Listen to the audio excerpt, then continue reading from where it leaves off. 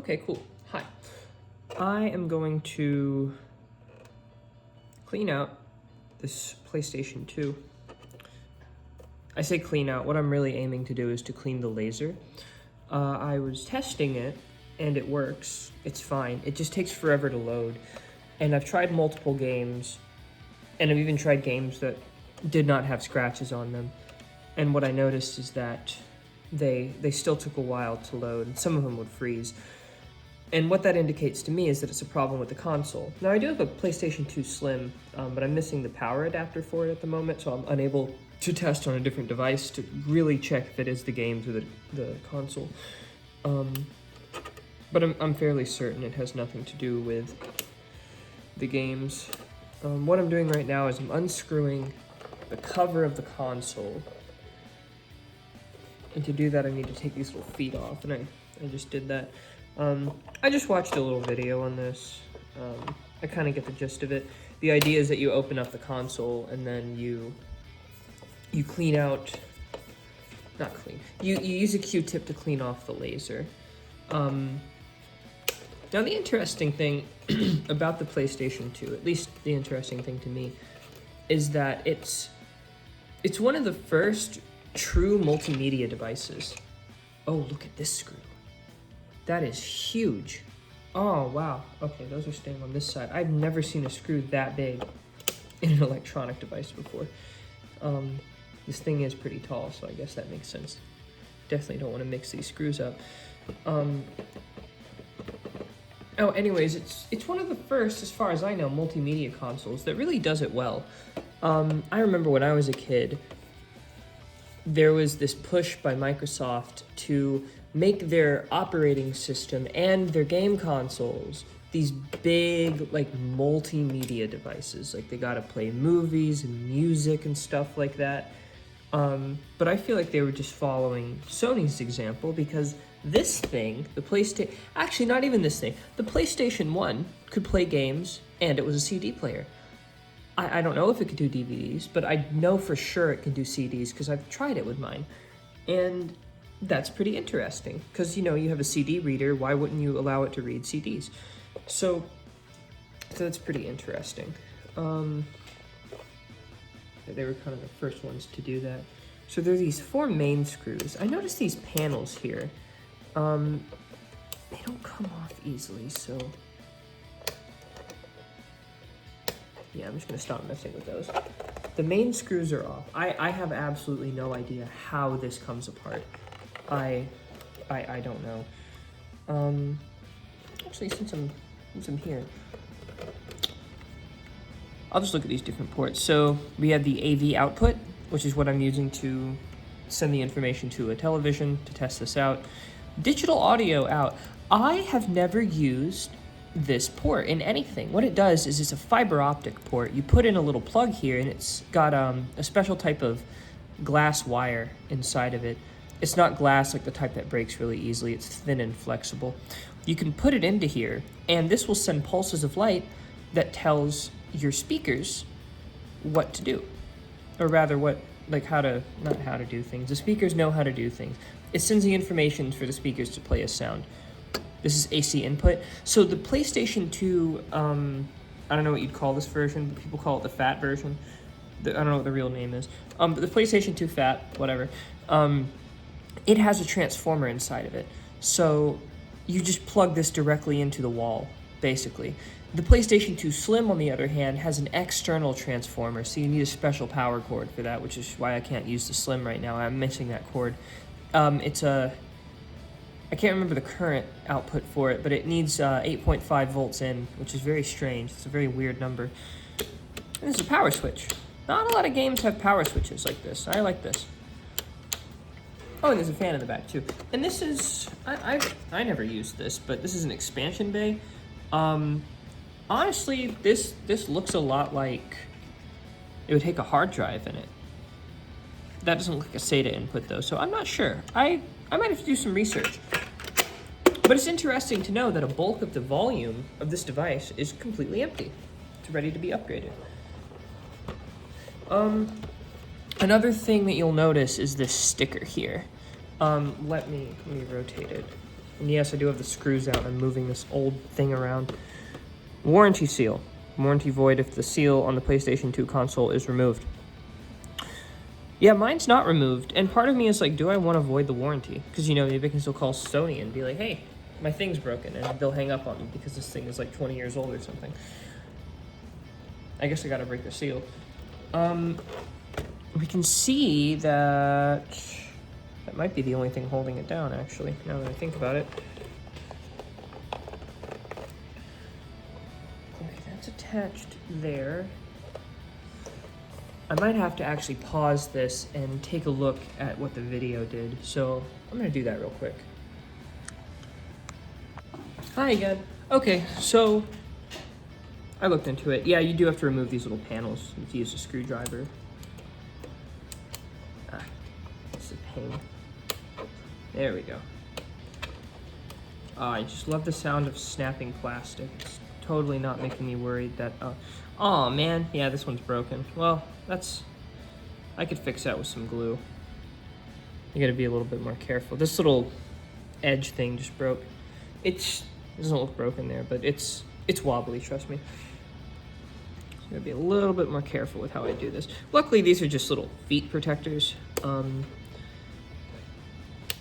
I'm more interested in getting my console working than I am in selling it in the future, so I don't really care if it's not in perfect condition.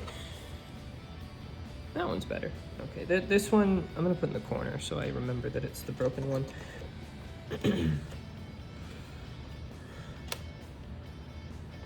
So if you put the screwdriver in and twist, it's a little bit gentler. Yeah, I don't know how I feel about covering these with these plastic covers. I get the rubber feet. Those are fine. But plastic covers, they're hard to take out. I feel like I'm gonna break something, which I did. Okay, cool, more screws. We've got those screws there. The feet, I don't really care how they're oriented. The long screws, and then I'm guessing these are also going to be long screws. Let's see. Interestingly enough, this has USB ports on it. I don't know what they're for, but I'm guessing, actually before I do that, there's one more screw. It's on the side. Oh, no, I don't have that one. Okay. Anyways, yeah, it has USB inputs, USB inputs on the side, and a port I've never seen before. So I don't know what that does. My guess is that it's either for expansion stuff or, I don't know, trying to future-proof because USB was becoming popular at the time or something. I don't know. The case is coming apart. Good. Time to break the seal. Guess I'll record this, because why wouldn't I? There's the seal. I'm just gonna break it with this. And the warranty is void. The warranty expired a very long time ago. And even if it didn't, I don't care.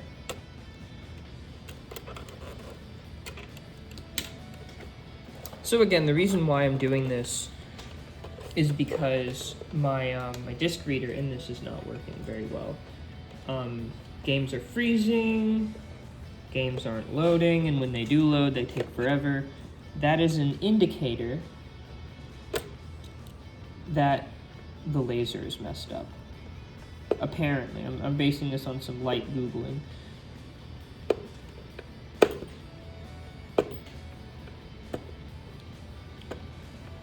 There we go. Ooh.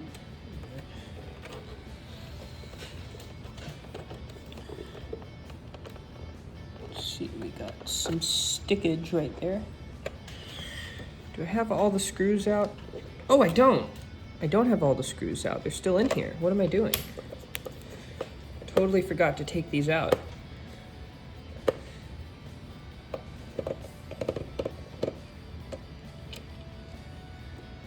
those go right there. Those, are those different sizes? No. Okay, thank you, Sony. A lot of places that make electronics, they have all these different size screws. And, you know, I understand that you're trying to make it look good and you're trying to make it cheap and stuff like that. But for repairs, it's a pain, because you gotta remember where all these freaking screws go. But luckily, this one just has two types. There's long screws and short screws, at least for the outside of the console. My magnet's not working on this. I have to get it out with this.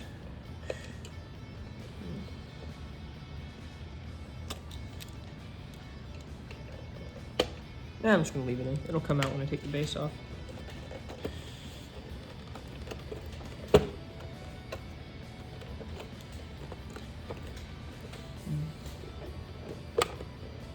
There we go.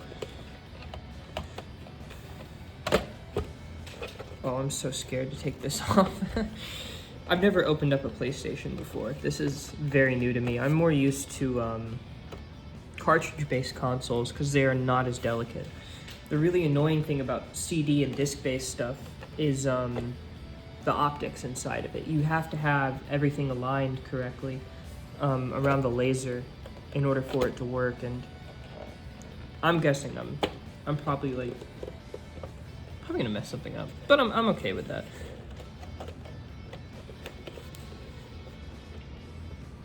There's a cat in the background.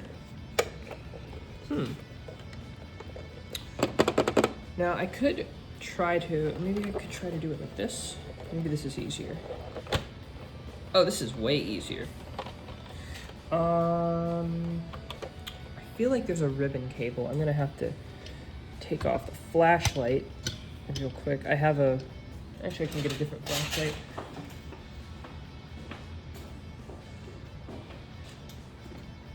I'm doing this with flashlights because the lighting in this room causes a shadow that goes like this, and it's really annoying if I was going to record things.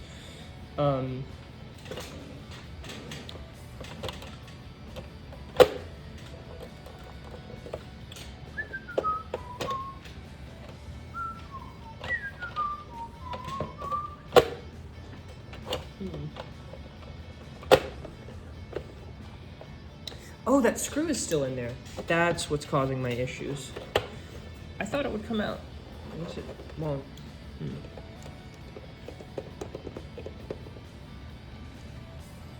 I'm gonna have to get my good magnet.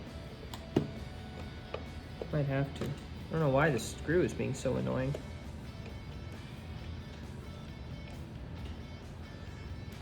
I mean, like it's out all the way. I can't get it anymore. Need a magnet.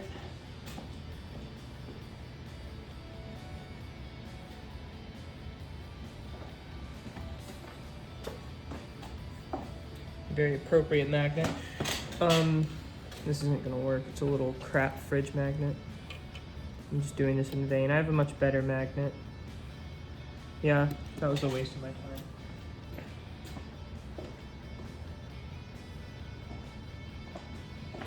Go get a better magnet.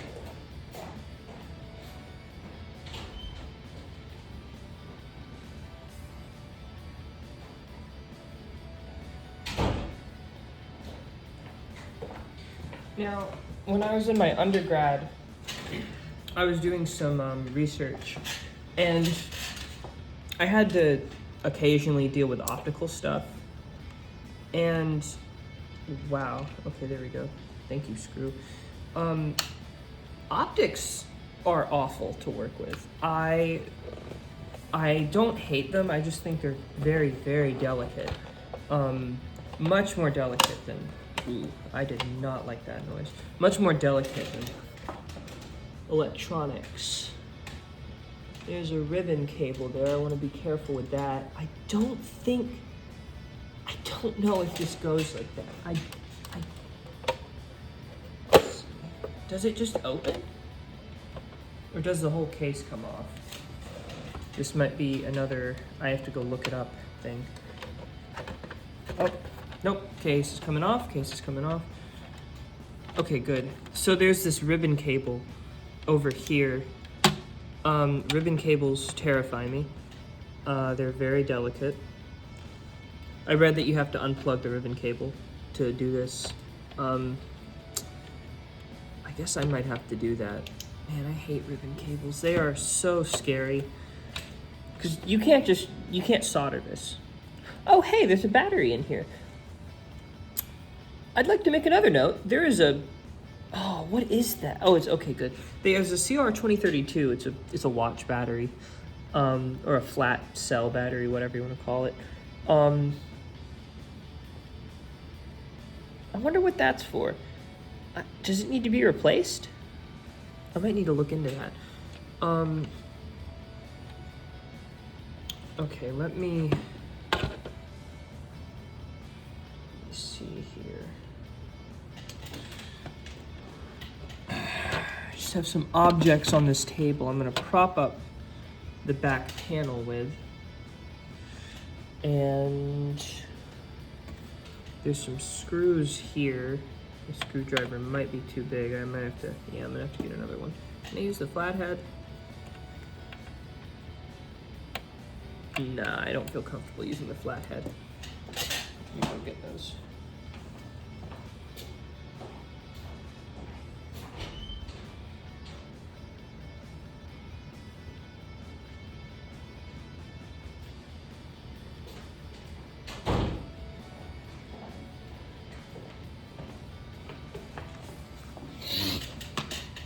All right.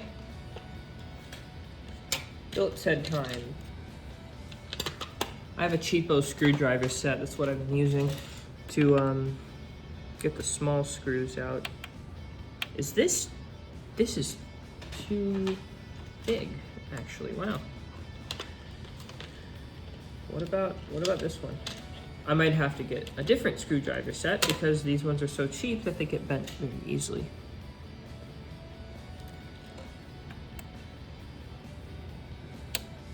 No, this one works. Okay. That one's fine.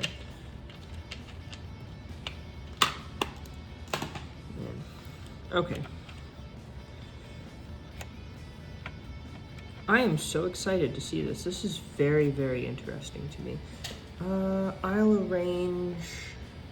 arrange the screws. How should I do this? I'll put them over here, but I'll try to put them in a square, like how I found them. Pretty sure these are all the same. I'm gonna have to take that ribbon cable out, I think. I might pause the video and look at that. Actually, I'm gonna go ahead and do that. Okay, so yeah, you can unstick the ribbon cable sticker and just move it. You don't have to disconnect anything, which is good for me because I don't want to disconnect anything. So these little screws are for the DVD drive. I'm reminding myself of that. Caution, laser radiation. When open, do not stare into beam. This is not powered, there is no beam. So, lasers are interesting. Physics research brought us lasers, and they are arguably, are they the most important physics thing? I don't know, they're definitely up there. This feels like it's stuck on there. I'm not gonna pull too hard. Another screw I'm missing? No. Oh, it's connected to that thing. I do just pull. Oh yeah, I forgot I have Jaws in here still. This is one of the games I was testing. This game is really interesting because you get to play as the shark from Jaws, and it's incredibly violent. Like, my parents let me play this game despite it having a mature rating. I don't remember getting this from the store. I'm guessing one of my parents had it. But you can eat people in this game. It is very violent. And they went really hard on like the gore physics. I don't know why they did that. But I'm glad they did because it was a very fun game. Now this disc is a little scratched up. You can see it is very dirty. But I tried it on clean discs and it didn't matter. So just debugging. Put that there. Now, what you need to do next is you need to take off this little cover. This little plastic cover. Actually, to go over the anatomy real quick, to anyone who's looked inside of DVD drives, this will look very familiar. This is the little motor that spins the disc around. This is the laser diode. Ooh, there's magnets inside of that. That's cool. That's a laser diode. Now, I was talking about lasers in physics and like how physics brought us lasers and they're really cool. This is a solid state laser. This uses semiconductors to emit a laser beam. That is magic to me. I don't know how that works. I know how traditional lasers work with gas. Gas lasers are cool. Actually, they're not. They're really hot, but they're interesting. This is tiny. A gas laser is larger than the entire PS2, so think about that. We went from like this size, right? Actually, they can get gigantic, but you know, something that's like this size to something that can fit in the palm of your hand and weighs almost nothing. I think that's really cool. So you need to remove the plastic cover very carefully. He says, not doing it very carefully. Let's see. There are no screws on it, as expected. The inside of this isn't very dusty, but actually I don't know if this is showing up on the video, but this that you're seeing, this thing right here, the glass, that is not a laser. That is a focusing lens. The laser is under this. That lens is very dirty. Now, in my undergrad, I learned that to clean optical equipment, there's this thing called a Kim wipe, K-I-M wipe, and it's just a brand of wipes you can buy, and they're sterile, I believe, and they're disposable. Much better than Q-tips. You would never use a Q-tip to clean physics experiment equipment. That is an awful idea. The reason why is that this is covered in dust that you cannot see. Now, for a laser and a DVD drive, that's totally fine. As far as I know, there are probably people that are screaming at that idea, like, no, you should clean it with really special stuff. But if you're talking about physics laboratory equipment, the thing is that your lenses are not only expensive, but they're very sensitive. If you touch a lens with your finger, that lens is gone. You've ruined it. It is never going to be cleaned again. And the reason why is because the oil on your fingers and the cells from your skin are going to get stuck to that lens permanently. You can clean it all you want, but they're going to be stuck there. And the reason why is that the lens is so clean and so smooth that anything sticks to it. So if you go into a physics lab that uses optics and they're really serious about it, first of all, you're probably going to need to like maybe wear a suit, but you're also going to have to not touch anything and not breathe on anything directly. But we're not in that territory right now. I mean, honestly, I could go ahead and stop if I'm just going to clean this, but I do want to look at the laser diode. I'm curious about it. There are these little clips there. I think that's how it unclips. Press that. This moves out. Right. There's some grease there. That might be lithium grease or something. It's to keep the motors from not having to strain too much to push the laser around. Oh, and the other thing, DVD drives look a lot like traditional disc hard drives. It's very cool. The way it works is that you get this disc spinning around and you have the laser mounted on, what would you call this? A gantry? I don't know. It moves in a line.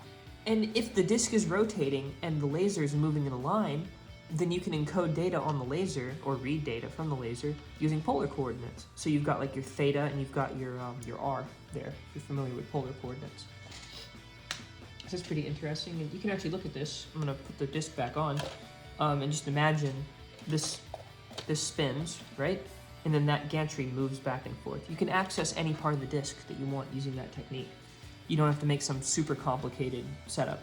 You just need a rotating thing and a movie thing. This is also magnetic. That is fascinating. Oh, I'm guessing this is, yeah, this has a piece of metal in it. It's meant to keep it on. That's really clever. Cool. Okay. I'm kind of worried about trying to pry this cover off, because if the cover comes off, I'm screwed. I can't fix that myself.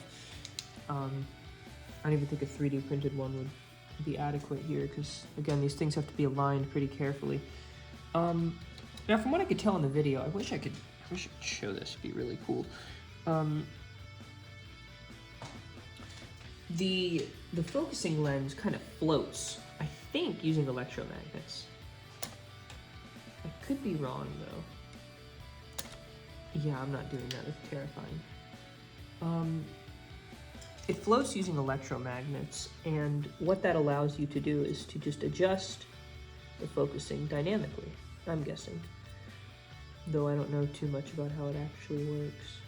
I'm also not using any solvents. I think that's important here because I don't know what this lens is made of. I'm guessing glass. If it's glass, then you can use solvents on it, like alcohol. If it's plastic, you could mess it up. So I'm not even bothering to test that. And there's plastic around here, so I don't want to mess that up. Well, I guess I'm gonna stop because I don't want to open this up anymore. I don't feel comfortable doing it at the moment. Maybe I could just.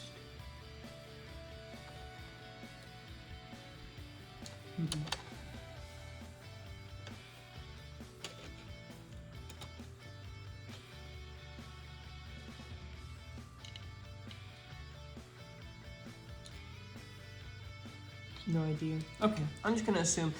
I cleaned the focusing thing, so that's good. I'm gonna go ahead and put it all back together. So this was stuck. Oh, no, that was not stuck there. The cover has to go on first. I'm not gonna put jaws back in. I'll put it in the way I'm supposed to. And this went like this because I had to read it upside down. Plus that lines up. Oh, that magnet is so helpful. So you can just, I'm guessing that was a common repair to clean the diode and the focusing lens. Let me screw it back in first. All right, I remember these little screws go in the disk drive.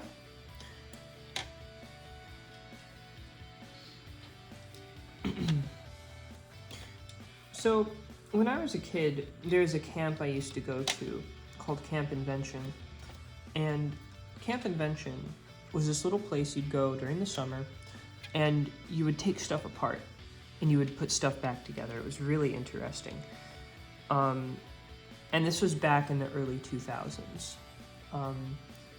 And the way that you would get stuff to take apart is you would like ask your parents, hey, can I have an appliance to take apart? So it could be something like a blender or a DVD player, something like that. And then you'd take it there and they would supervise you and you'd get to take it apart in a safe environment. And the really annoying thing is that I took apart all of our VCRs because we had so many of them. VCRs were dirt cheap back in the early 2000s because we were coming off of VHS and we were going to DVDs and everyone was like, VHS sucks, we're not using that anymore. And so you could get them really cheap and we had like 10 of them or something. And well, now they're expensive again because no one has them. And if you want to watch a VHS tape, you're kind of screwed. So I wish I didn't do that.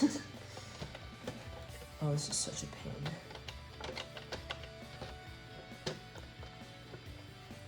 Let's see. I think, do you have to like clip it on and then have it roll on? How do I do this? Let's see.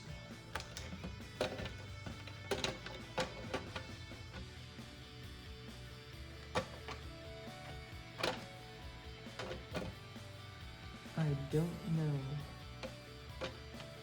I could match the ports up. That might be a good idea.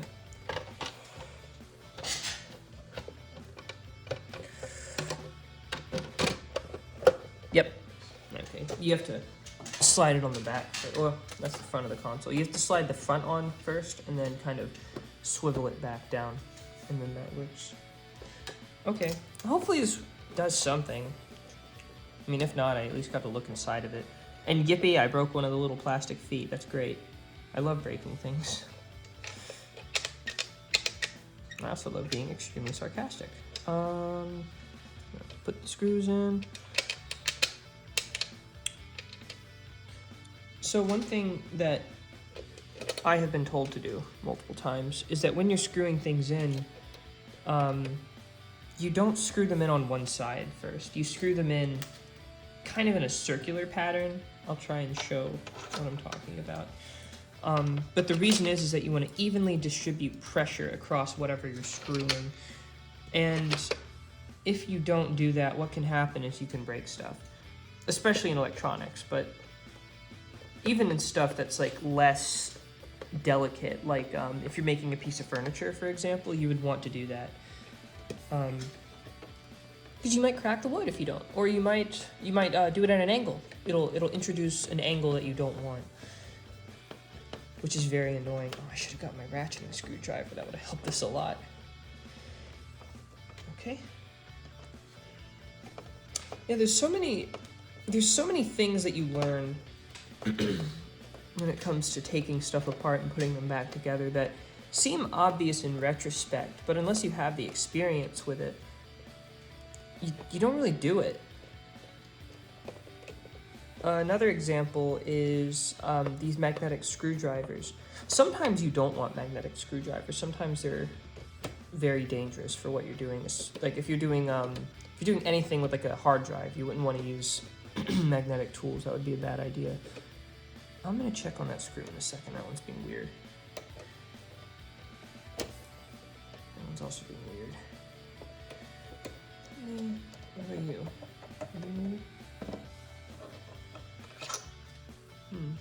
No, that's the right screw.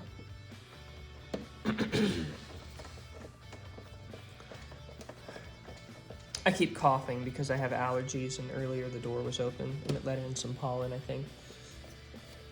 But that's okay.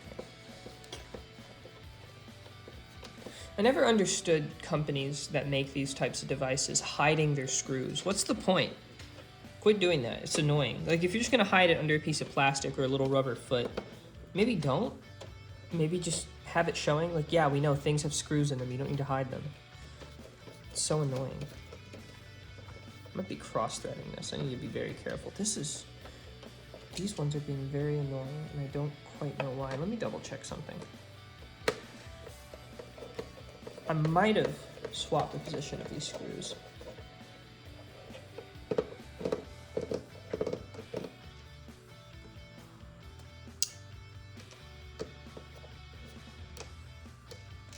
So a trick, by the way, get a magnet, put it on your screwdriver. This is already a magnetic screwdriver, but the magnet kind of sucks. But if you put a magnet on it and it's a ferromagnetic material, like steel, I don't know why you'd have a screwdriver that's not made of steel. But anyways, you stick the magnet on it and it'll magnetize the screwdriver. Magnets are cool. I did magnet research in my undergrad and I learned a lot about them. They're still basically magic to me though, which is kind of fun. These seem identical. I guess these screws are just very delicate in that spot. They're very finicky and annoying. That's fine. That's okay. See, these go in wonderfully. I don't even have to try that much. You put them in. Yeah, I know. Cat's meowing again.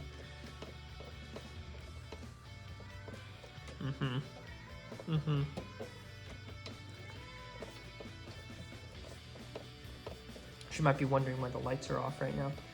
Oh, okay. No, cool. So once you get it past that first little bit, it must be the start. It's a little spooky. Once you get it past that first thing, then it gets easy. That's perfect. Okay, cool. Great, now I gotta put the feet back on. And then I gotta put the little plastic things back in.